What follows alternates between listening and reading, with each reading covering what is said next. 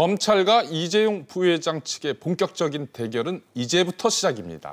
핵심 쟁점은 무엇인지, 여기에 대한 양측 논리와 입장은 무엇인지 짚어보겠습니다. 오소영 기자, 이재용 부회장이 받고 있는 혐의는 뭔가요? 네, 크게 두 가지입니다. 먼저 자본시장법 위반인데요. 검찰은 2015년 삼성물산과 제일모직의 합병 당시 이재용 부회장이 약 23%를 보유한 제일모직의 가치는 높이고 삼성물산의 가치는 떨어뜨려서 이 부회장에게 유리한 합병 비율을 적용했다는 겁니다. 주주들이 합병 비율에 문제 제기할 경우를 대비해서 합병 전후로 호재성 공시를 이용해서 주가를 조작했다는 의혹이 있다고 보고 있습니다. 네. 또 다른 혐의는 합병 뒤에 높게 평가된 제일모직의 합병 비율을 정당화하기 위해서 자회사인 삼성바이오로직스의 가치를 부풀리는 회계부정으로 외부감사법을 위반했다는 겁니다.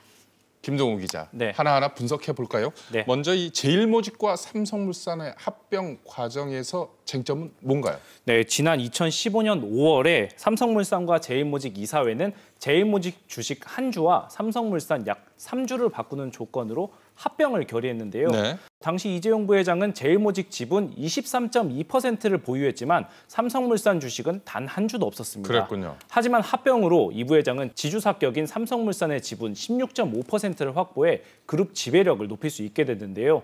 검찰은 삼성 측이 이 부회장의 경영권 승계를 위해 합병 과정에서 제일모직의 주가는 띄우고 삼성물산의 주가는 낮추기 위해서 대규모 아파트 공급 사업과 2조 원대 카타르 복합화력발전소 공사 수주 사실을 합병 후에 공시했다는 의혹을 제기하고 있습니다. 오수영 기자, 이런 검찰 주장에 대해서 삼성 측의 입장은 뭔가요?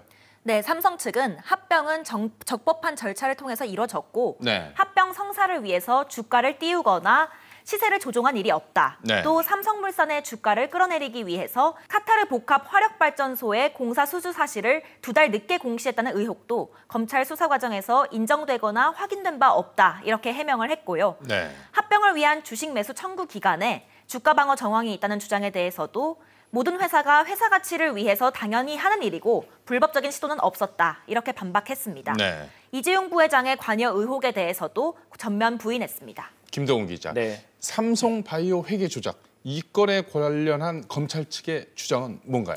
네, 검찰은 이번 수사의 출발점인 제일모직의 자회사 삼성바이오로직스의 회계 조작도 이재용 부회장의 경영권 승계를 위한 것으로 보고 있습니다. 삼성바이오로직스는 2012년 미국 바이오젠과 합작해 자회사인 삼성바이오에피스를 설립할 때 바이오젠이 주식을 싼 값에 살 수 있는 콜옵션 계약을 맺었는데요. 네. 삼성바이오 측은 2012년부터 회계에 반영하지 않았습니다. 네. 검찰은 2015년 합병 당시 제일모직의 가치를 높이기 위해 삼성 측이 부채인 콜옵션 조항을 고의로 숨겼다고 보고 있습니다. 합병 후에 상대적으로 고평가된 제일모직의 합병 비율을 정당화하기 위해서 삼성바이오에피스를 관계회사로 회계 변경을 했다는 겁니다. 김 기자, 용어가 좀 어려운데요. 네. 이 구체적으로 회계 부정, 콜옵션, 이 부분 좀 쉽게 설명해 주시죠. 네, 앞서 잠시 언급했듯이 콜옵션은 주식을 미리 정한 가격에 살 수 있는 권리로 회계상에는 부채로 처리됩니다. 네. 이것을 합병 때까지 부채로 처리하지 않다가 합병 이후에 1조 8천억 원의 부채로 잡으면서 회계 처리 기준을 변경한 건데요.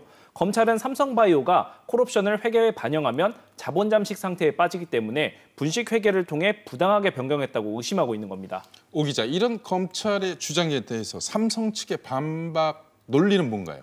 네, 삼성 측은 회계 기준의 변경은 국제 기준을 따랐고 또 콜옵션 조항은 계약 당시와는 달라진 상황을 반영했을 뿐이라는 입장입니다. 네. 신약 개발의 성과가 눈앞에 다가온 상황에서 콜옵션을 갖고 있던 미국의 합작사가 지배권을 주장할 것으로 예상이 됐기 때문에 회계 기준을 바꾼 거라는 뜻입니다. 네, 김 기자, 일부 네. 언론에서 프로젝트 G라는 비밀 보고서 지금 논란이 되고 있는데 왜 쟁점이 되고 있습니까?